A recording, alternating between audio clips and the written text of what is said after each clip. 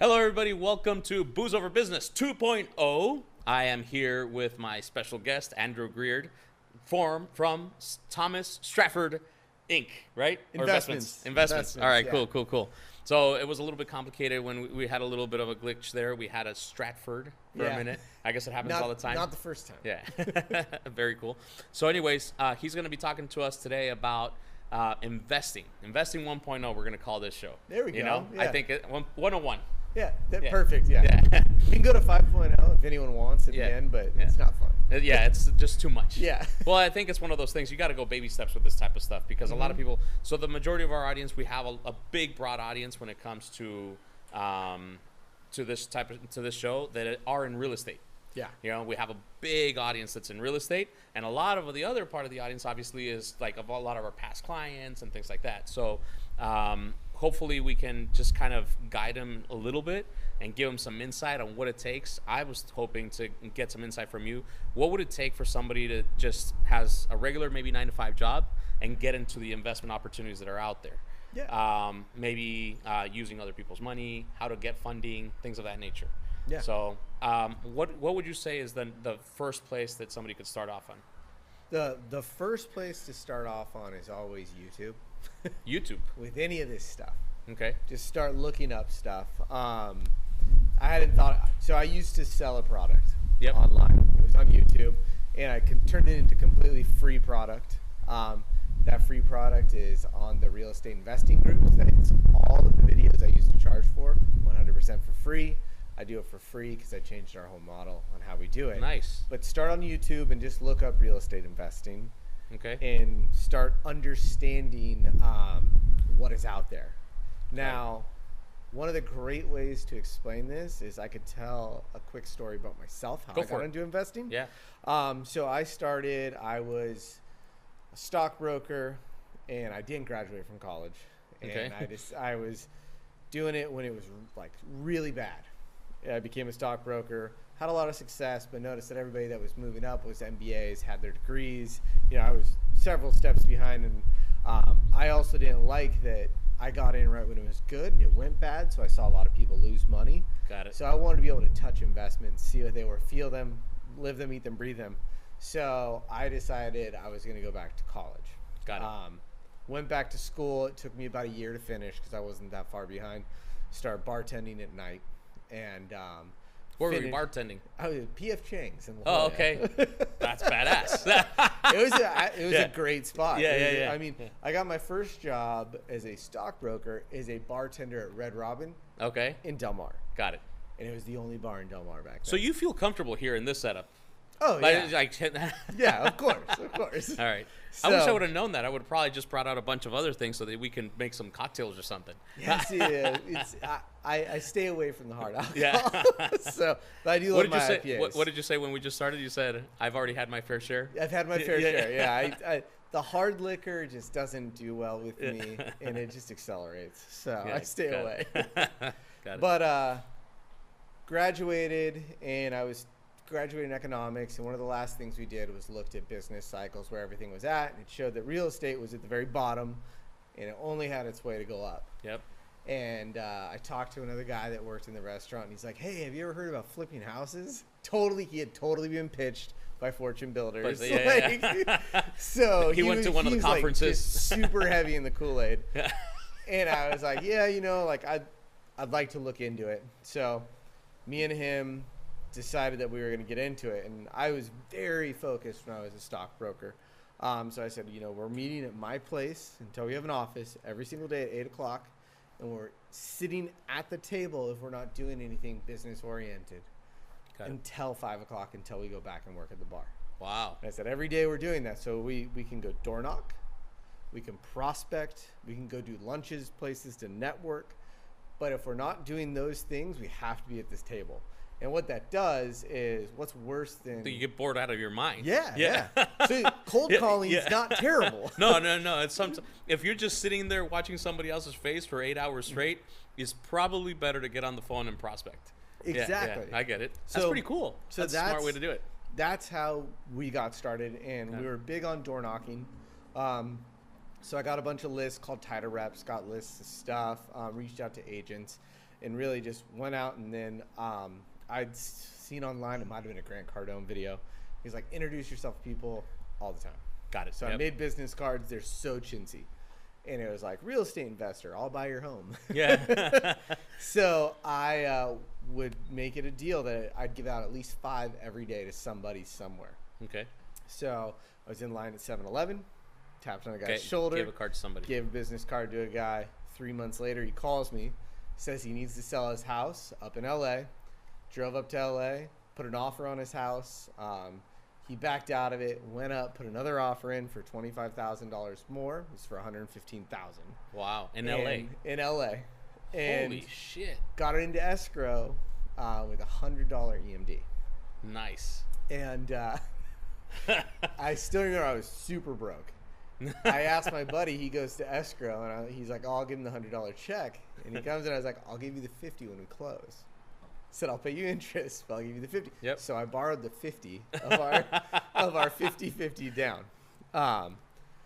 From there, that's a lot of risk, man. Oh yeah. So he had said, oh, we'll get money. Like, we find a deal, we'll get money. So I said, all right, so who are we getting our money from? Yeah, we found the deal. Yeah. And he's like, oh, so all these different websites. And I was like, dude, they're not going to give us this house off our credit. Are you insane? Like, so I was like, all right, give me a lending day. tree. Yeah, exactly. That's like what it was. Like, or even, even worse. Crazy. Yeah, I know. So I just got on the phone and called past clients. Okay. And ended up getting a prospect that I hadn't closed to sit down with me, businessman. And he's like, yeah, I'll sit down with you at 5 a.m. tomorrow. Nice. So I met him at 5 a.m. We pitched him on the deal, and he goes, all right. Where'd you meet him at 5 a.m.? At his house or? A coffee shop downtown. It opens like right at 5. It's right on the railroad tracks. Brickyard. Okay, cool. Nice. Met him there, went over it. He asked us to put together a bunch of stuff that he knew we had no idea what it was. Punk. And then the next day we met again at 5 a.m. And when we met, he said, I like it. I love everything you guys have to do here, but I only want to do it if you guys want to start a business. Interesting. And I said, okay. So that is the Strafford in Thomas Strafford. So I'm Thomas. Got it. That's Strafford. The guy you met at 5 a.m. At 5 a.m. Oh, that's so awesome. That's my business what a great partner story. that I've been business partners with now for 8 years. No, very cool. Long and the short, and this is what he taught me still from it, is that we'd gone out, done the hard work of finding a good deal. We learned how to analyze deals. All that stuff can be done on YouTube.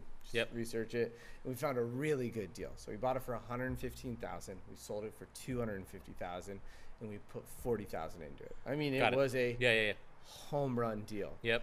So if you can find a good deal, you can raise money. Yep. So he came in, he didn't put that much into the deal. I think he put $25,000 in, and he showed us how to get the rest of the money from hard money lenders and all of that. And that's what I can talk about. But that just goes to show, I was literally, when that deal closed, I had $17 of credit left in my account. So not even, I didn't even have $17. I had $17 I could borrow. Yeah, that's insane. Because I had so much debt when that deal closed. That's incredible. So anyone can do it. You know, it's Tony Robbins has one of my favorite quotes, and I repeat this quote to myself every single day. Literally, I remember this quote. It's never a lack of resources. It's just the lack of resourcefulness. You got you got resourceful. You figure out a way to just find the money. And like he was saying, it's always there's always a way if the deal is right? Yeah. There's plenty of money out there. Mm-hmm. You know, so it's just a matter of figuring out it. And I thought it was really intriguing that you're saying you can find anything in YouTube. You're talking about like how to find or how to calculate the numbers of the future, what the value in the future, all that's on there. Yeah. So YouTube is a huge resource. Got it. From somebody who was on the inside selling a product. Yep. 99% of the information we gave out was on YouTube and then put into PDFs and other stuff. Nice. In our workshops. Why do you do those workshops? Why do I do them? Yeah. What's in it for you? It's really interesting. And it's going to make a lot of sense when I explain it. So when I do the workshops, I establish a level of authority. Absolutely. I give a certain level of value to Mm-hmm. everybody there, and I also end up in your telephone, which means if something pops up, I'm showing it to agents. Yep. Something pops up that you might think I want to buy, you're going to call me. Yeah, got it. And that means that I have the biggest team of agents Shopping working for for you. me Yep. in San Diego. Yep. And it's turned out to be incredibly beneficial to me. What are they called? Brewery? Yeah, brewery, yeah. Brewery. It's incredibly beneficial to me Yep. and incredibly beneficial to everyone involved because they're just trying to find deals. And when they find a deal or find something to sell, they need someone to buy it. Yep. They're going to run it by me first. And I'd say out of 200 deals that come across my desk, I buy one. Wow. But I will give information on all 200 deals. Got it. I'll tell them how to market it, how to position it, how to sell Love it. it. Yeah. I'll refer them to potential buyers. Yeah. If you're gonna pass, Yeah. there's some other people that might be interested. Exactly. Yep. Nice. And it just creates relationships. There's Mm-hmm.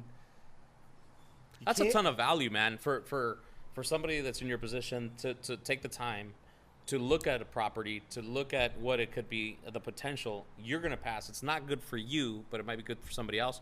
But being able to share that insight with those agents and let them know, hey, look, you can market it this way. This has the potential of doing this. Yep. That's super valuable.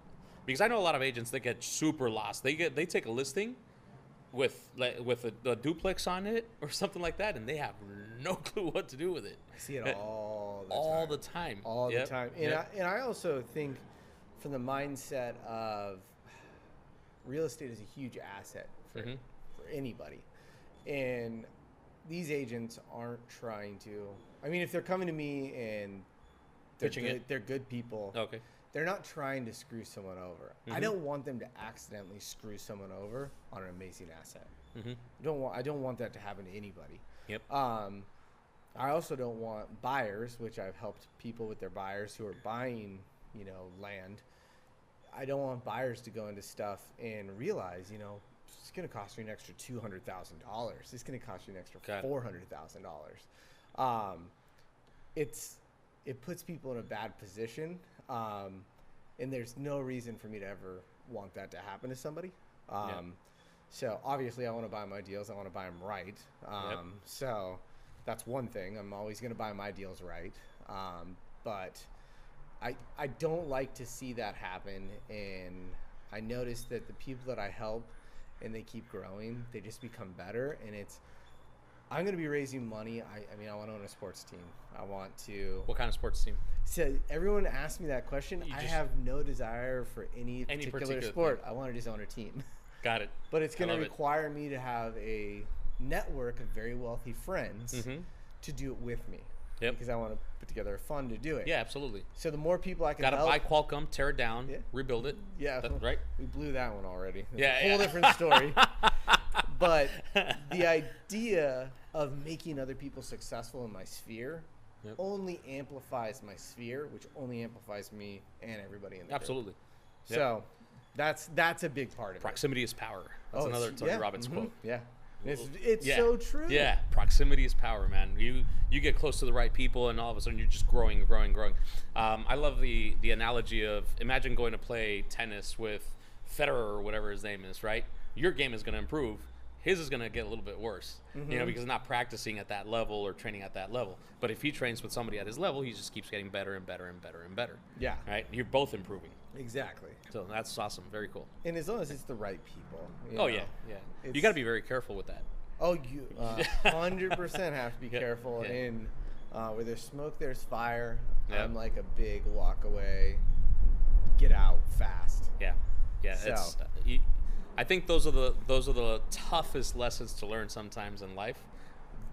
Being able to get away from somebody that's a bad apple, that I call them a cancer for your life. Oh yeah. And it could be in the business, it could be in your personal relationships and everything. But if it's somebody that's just bringing you down, you got to walk away fast. Oh Yeah. And negativity is just there's no room for it. Yep. There really isn't. I mean, you have that negative person in your life, you don't realize it until you sit back and analyze your situation, that every time you go into a conversation with them, it's kind of rough. Yep.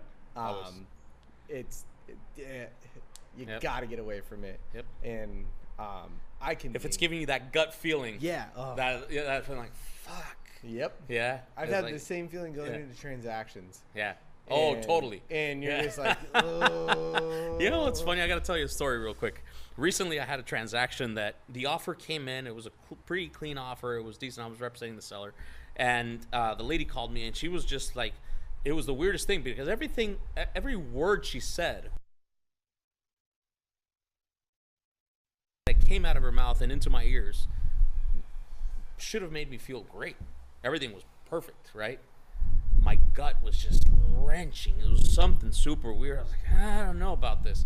I shared the offer with my clients or whatever, got a couple other offers, and we're negotiating back and forth. And as I'm going through the file and I look at her name and I look at her picture, I'm like, man, this lady seems so familiar.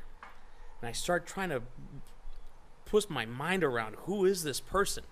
And all of a sudden I realize, I'm like, shit, that's the lady that 2 years ago did something super shady on another transact. Like, I'm talking bad. Like, blocking showings bad. Like, you know what I mean? Like, and I was like, holy, that's the same person. And I called her up. I'm like, hey, remember this happened? Da-da-da-da-da. I found out. I remember the property address. I went back to it. I'm like, remember this happened? This happened? Oh, my God. Stuttering. I mean, it was bad. It was one of those things. But my gut, before even getting to that point, was already telling me something. So I always tell people, I'm like, man, you really have to follow your instincts. Oh, yeah. Your body is designed to protect your ass. Oh, yeah. And if you have that negative feeling like something's off, really try to figure it out. Why? Oh, because if I would have just gone like, whatever, I'm sure it's okay, everything sounded all right, I would have never paid so much attention to that little detail. And it would have, I started researching. She's been involved in many lawsuits, all kinds of issues. I was like, man, we dodged a bullet. Yeah. So anyways, it was kind of weird. And yeah, I think it's really important that if you're sitting down with somebody and you're having a conversation and just something doesn't mesh well, really pay attention, because you might be off. Your instincts are not always 100% on. Yeah. Most of the time, most of the time they are. Yeah, they are. But maybe a little bit of room for the benefit of the doubt, right? It's never happened to me, but I had a friend of mine lose a listing to a Bulldog agent. Yeah. And they were doing a buy and a sell. I wasn't. And the Bulldog agent, no, because you're Bulldog, but you're like a French Bulldog. Like, everyone likes you. Yeah. You're good. You're a good guy. You're very likable. So I have to describe how I say Bulldog. Bulldog is somebody, when they write you an offer, you step back from it and you're like, all right. And then you walk up and you look at it because you're trying to figure out, one, I got to help my client get whatever's best for them. Absolutely. Yep. But you have to realize, I got to protect them from this person, because this person is what you're going to be. You know where you're getting yourself into. You're going into a battle. Yeah. And I try and explain it. It's like, if you run into somebody that's really hard up like that, yep. You have to realize that sometimes, I'm always going to look at an offer. I'm always going to write an offer. Yep. But some agents may not even look at the offer if that other person's on it, because it's not a good position for them to be. When in Rome. So when it's you just got to be careful, and that reputation stays with you for forever. I mean, truly. Unless there's a parable about it somewhere where you come back from that. It's a tough time there. Yeah, man. I've never struggled so much up in here. I should have just used my teeth. Yeah. It's not mezcal. Yeah, so. This pop's easy. Look, you can hear it. Sounds like my knee when I run. Cheers. Yeah. But reputation. Yeah, is absolutely. everything. Absolutely. And not reputation. Obviously, your reputation can get marred. Yep. But how you actually treat people. Yeah. So 100%. it's everything. No, and like you said, part of your reputation is what you're doing in every single instance of your business life. and being able to do those events that you're doing, and you're putting them together and bringing value and offering all these things for free, being a part of all these podcasts, because I know you just did another one yesterday that's going to be coming out soon with the lab coat agents people. Are you going to be a part of the event that they're putting together? I'm at all or no? I'm not. You were on last it. year, right? I was on it last year. If Tristan wants me, I'll be there. Yeah. I left my bat in the car. Oh. Well, so I usually that's a walk good story. around with the bat. I like that bat. Yeah. So, You've told me the story about the bat. You know what's funny is I walked out of my office and I walked back in and grabbed it to make sure I had it. So the bat's That awesome. would have been a good prop. We'll have you again, and we'll have the bat with us. I still have to grab it because you have to sign it. Okay, Everyone deal. whose podcast I go on signs it. All right, beautiful. I love it. Love it. Love it. And we'll take a picture with it. Perfect. Yeah, absolutely, for sure. We'll do that right now as soon as the show's over. So, very cool, awesome. And then tell me a little bit. One thing that I'm always asked when it comes to the real estate investment and stuff like that, or I shouldn't say asked as much as I see it becoming an issue with people don't understand and don't really see about zoning type issues. I have one listing right now, which is the weirdest thing. It's zoned R6 something, supposedly for one property on it. It's got 3 on it, each one of them with their own separate electrical meter. Okay. You know, it turns out they were grandfathered in or whatever. So it was kind of a pain in the ass to figure all that out. I was hoping that they would be zoned enough because it's got plenty of property to be able to get a 4th unit on there. But anyways, long story short, we figured it out. It's grandfathered in. We got a really strong offer, something that I think as most investors would pass on, but it's pretty good.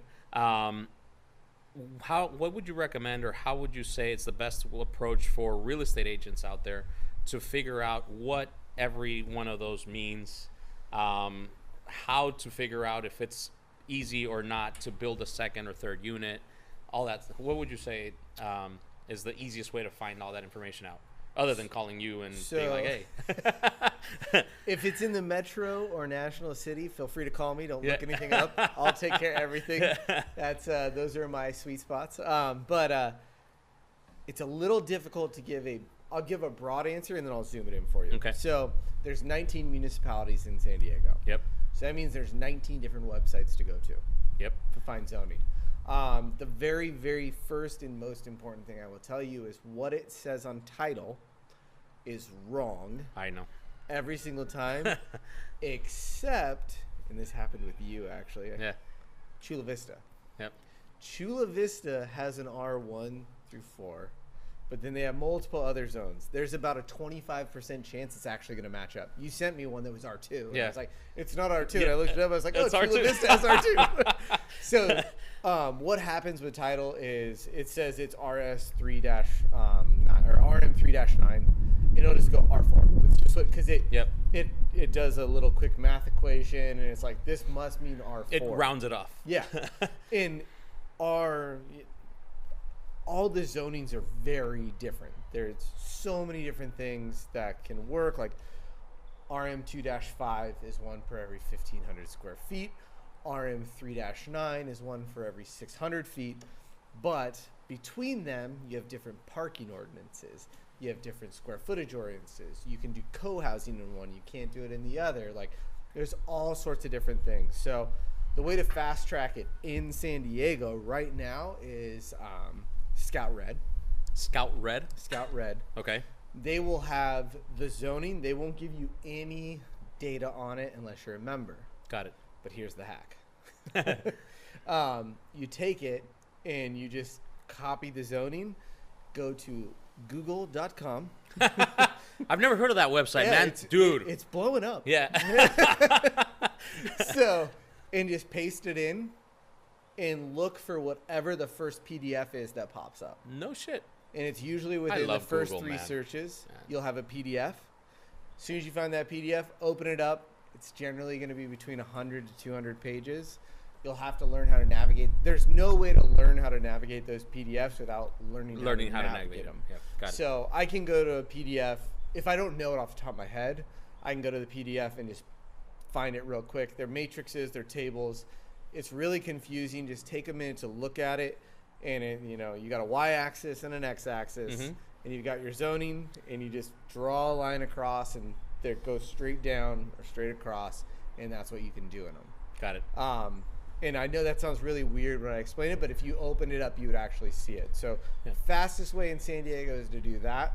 What'd you say the name of the first site is? Scout Red. Scout Red, everybody. And there is a Red Scout as well. So you definitely want to go to Scout Red. Okay. Red Scout's like supplements, I think. Okay. So they don't have the answers. Got it. I am working on a way to do it through SD Land Experts, which is a domain that I own. Cool. What other domains did you say you own? I have. No. I got a few. You said one like Corn-Hub? Yeah. So I have a few. I have it, sometimes like when I get a crazy hair, I go buy. I probably own like 50 domains. Yeah, I own about the same. I have the. You never know; they might be worth something in the future. It's the best real estate agent ever. Yes, I have that one. Yeah. So, and then I have some random ones. I made a mistake right when I got into real estate. I actually bought the. You have a great domain. Yeah, the greatest salesman in the world. Mm-hmm. But I bought the best realtor in San Diego or something like that. Well, I didn't know that you can't use realtor in your domain name because it's a registered thing. I was like, shit. They made me take it down. I was so happy with it. I was like, I'm surprised it's there. Funny. I didn't think about that. Yeah. Even if it's. Oh, that's obnoxious. Yeah, it is obnoxious. I guess you couldn't do like my Nike shoes. Yeah, no. My favorite Nike shoes. Yeah. So, no, it's domains are funny. Yeah. I'm sure their trademark hit you pretty hard on that. Yeah. I was like, crap. It was a cease and desist letter. Yeah. Did they hit you up with one? Yeah. Like, oh man. I was like, what the hell? Like, I'm new to real estate. I don't know shoot me a this. text, man. Like, no need for all this. Yeah. Yeah, I did. I had one for a while, not on Zillow. Okay. It was like nice. That one didn't go over well. They got me pretty quick. It was for off-market listing. Yeah. So, that was a good idea while it lasted, right? Yeah, it was, and I was told like right off the bat, no way this flies. 3 weeks later, no way it didn't fly. So, hey, you never know until you try. Yeah, well, exactly. So, I'll push the envelope where I am. Yeah. I'll follow the rules once they ask. Yeah. There you go. And what did you say the domain name is? Scout? No, the other one. The one that you're putting together so that it's easier. Oh, SD Land Experts. SD. Yeah. Like San Diego. San Diego Land Expert. Mm-hmm. SDlandexperts.com. Yeah. That's your domain, and you're building it to have something maybe a little simplify the process a little bit to be able to figure that out. I'm trying to get real technical. Like all these APIs are supposed to be opened up, so it's essentially supposed to work like a spreadsheet. Got it. So my goal is to have it where I have on the back end where you can't see it, you enter your city, and it basically opens that spreadsheet, and then you have the nomenclature RM. Got it. And it pulls it up, or reverse 123 Banana Street, and it pulls it up that way because it's all available on there. There's Scout Red was the first one to actually access that, and they're really good guys. They're incredibly smart. I just feel like it's disappointing that municipalities don't make it easier. Yeah. Because there's a lot of talk like we want more housing. We could do a 5-hour episode on that if you really wanted to. Yeah. So, I would love to see I'd run out of mezcal. Yeah, exactly. And if we had a bunch of these, I might start. Oh, I got more. I might get myself in trouble. I got more. So. And maybe I won't struggle so much with opening it. Yeah. So, but yeah, no, that's the way to find it. Okay. Once that's up and going, you better believe everyone's going to see it. So I like it. Very cool. Very smart. I think everything that you're doing brings in a lot of value. Now, tell me a little bit about one of your latest projects. Yeah. So, is it the National City one? Yeah, I can talk about that one. That one's pretty cool. And I'm already getting ideas in my head to go visit you when you bulldoze shit, so that I can be a part of it. That sounds like so much fun. It's always fun to be part of destruction. Yeah. So that one was 3 parcels. Okay. The owner had it. They separated it into 4 parcels. Okay. When they did it themselves. They did it. Yeah. They subdivided it into 4 to put 4 duplexes on it. Got it. So 8 units basically. Mm-hmm. Okay. And I looked at it. So they literally got the map recorded, put it on market to sell it. Oh, I wow. looked at it and I was like, I want one lot. I know you guys just did all this work to subdivide it. I want one lot, and I can put 10 on. And so that's what I did. I bought their map, which they were selling me because they were excited that they had subdivided it. Yeah. And I just got rid of all the subdividing they did. And Which is not easy. It's kind of a pain in the ass. Oh, it's a huge pain. Yeah. So we went through that process, and if I'm wrong with what I say here, someone could correct me. I don't believe I'm wrong. But we did what we do in San Diego. We did an affordability bonus. Okay. And this was something I just found out. So when you do your affordability bonus, at the end, you record against your deed that for the next 50 to 60 years, whatever the requirement is, you will have that be affordable under XYZ AMI index for as many years. And you set one of your addresses on your property as affordable. So it's 1 out of the 10. How many? 10. 1 out of the 10 has to be affordable housing. Has to be affordable. Which means you owning it need to give a discounted rate. Discounted rate. Okay, yeah. got it. And it's never set. It's always based on the AMI, which is the annualized median income, at a certain percentage of it based on how they assess it. Got it. So we set aside 1 unit for that, and the rent just comes in at that rate. It can be a Section 8 tenant. That's what I was going to ask. It doesn't have to be a Section 8 but tenant. it can be. Okay. We can also put Section 8 tenants in our On the other ones. Yeah, exactly. So it's just not the discounted rate. yeah, it's just not but the Section 8 will cover a portion of it. Correct. So Love it. we set That's really that cool. up. We go to get the paperwork. Like you go to City of San Diego, it happens every day there. Go and do the paperwork. We go into National City. They're like, we need your restrictive covenant. We go in, and we're like, yeah, can we get your template? You know, because you just ask for the template, you put the address, the name, you hand it back to them, they record it. And they go, we've never done this. I was like, wait, what? They're Interesting. Like, we've never done this. And my engineer's down there, and I'm like, pass the phone over to planning.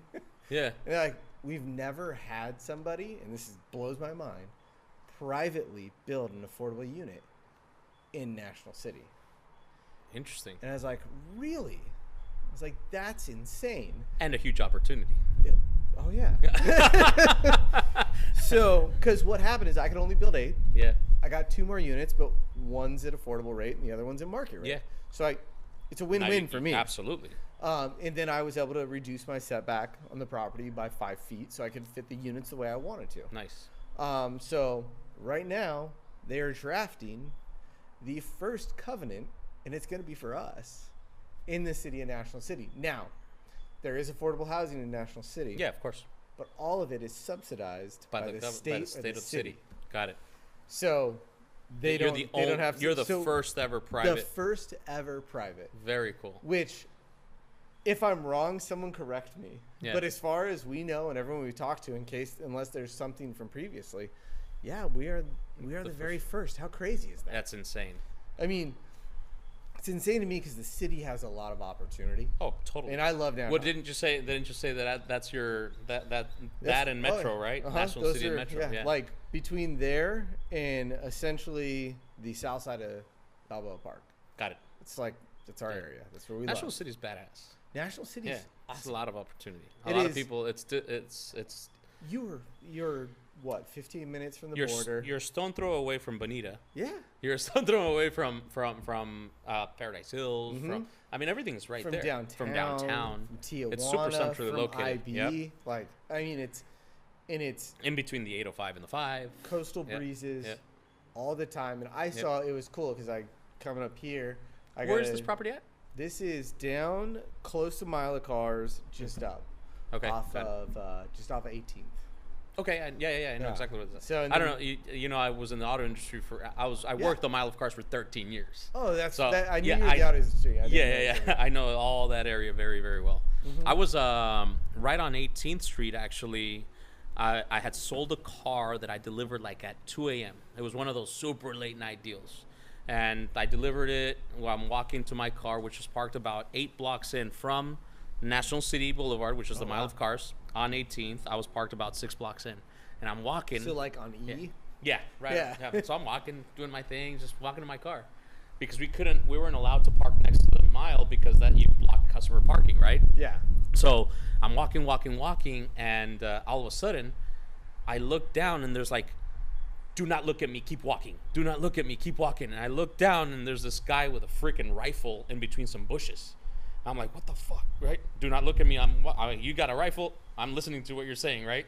So I keep walking, and I look over here, and there was like 4 snipers on top of a roof of a house. It was like a SWAT team. They were about to jump in on somebody. It was the craziest thing.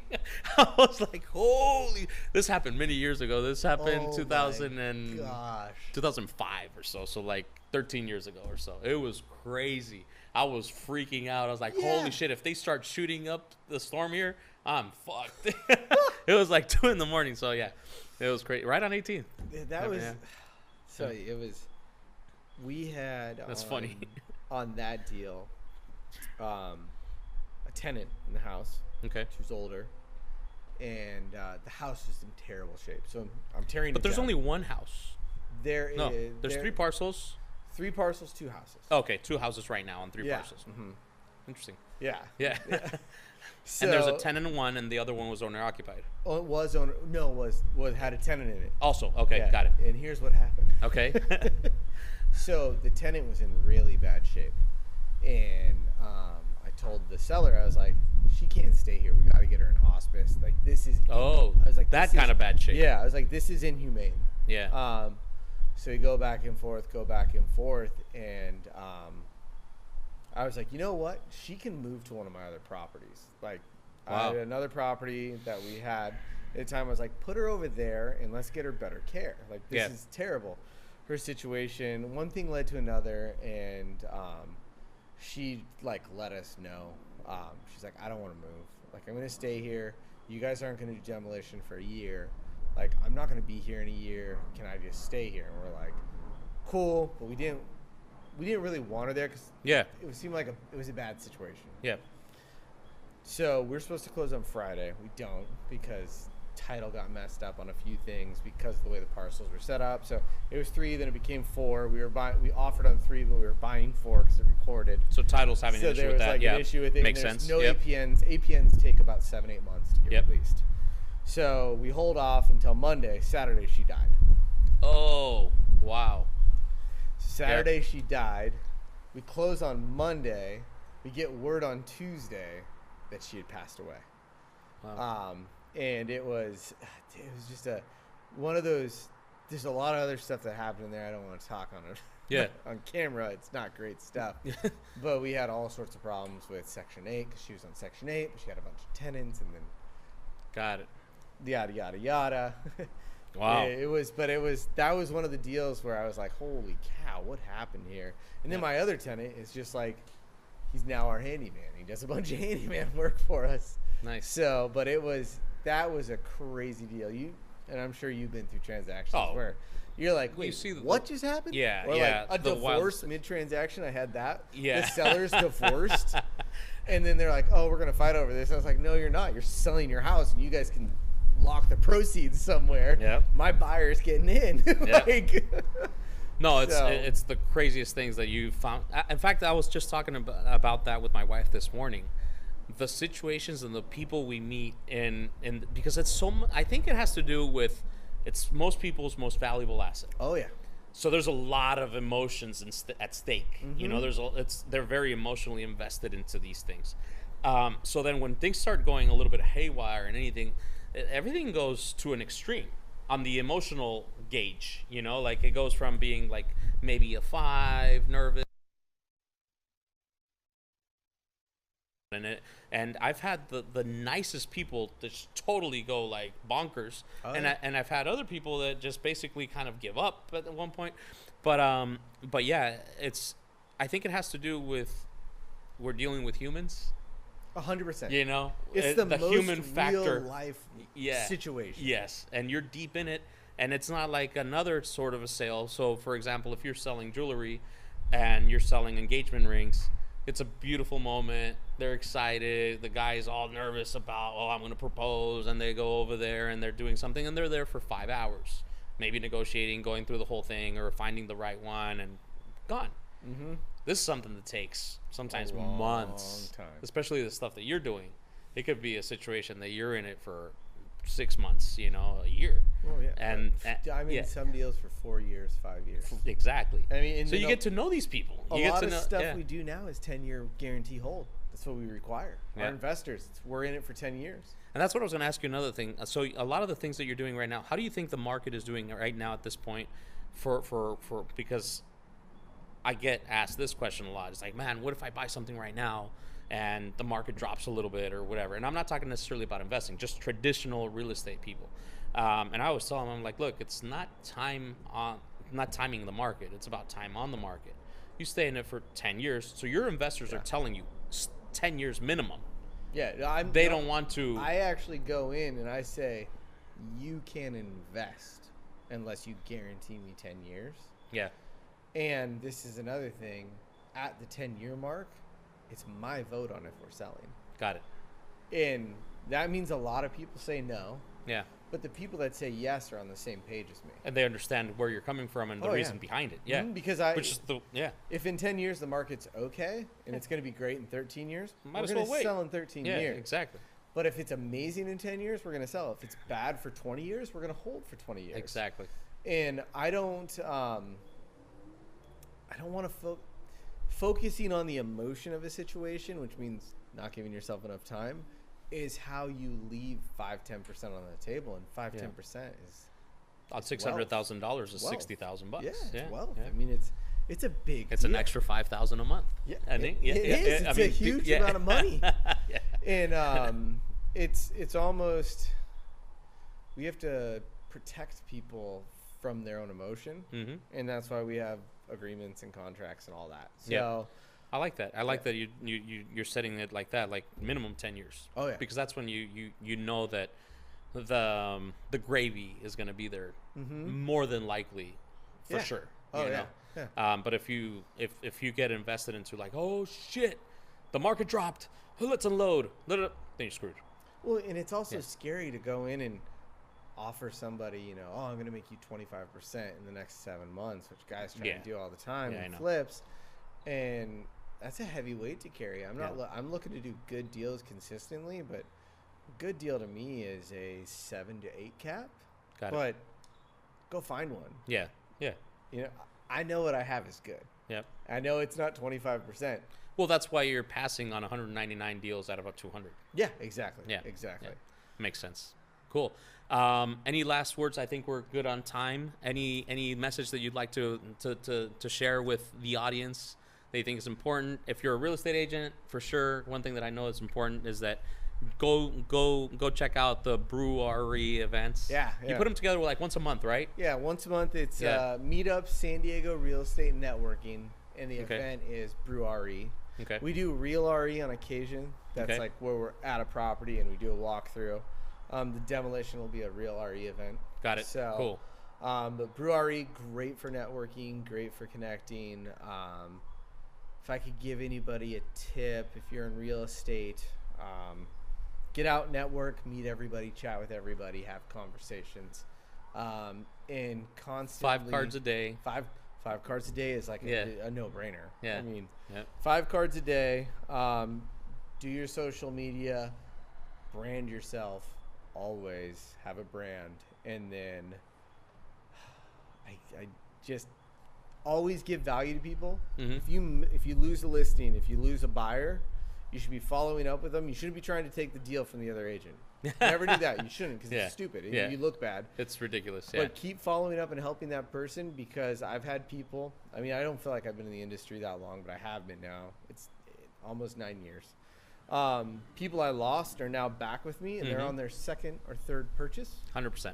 And I had a situation recently, but I got to share this. It just happened like literally a week ago.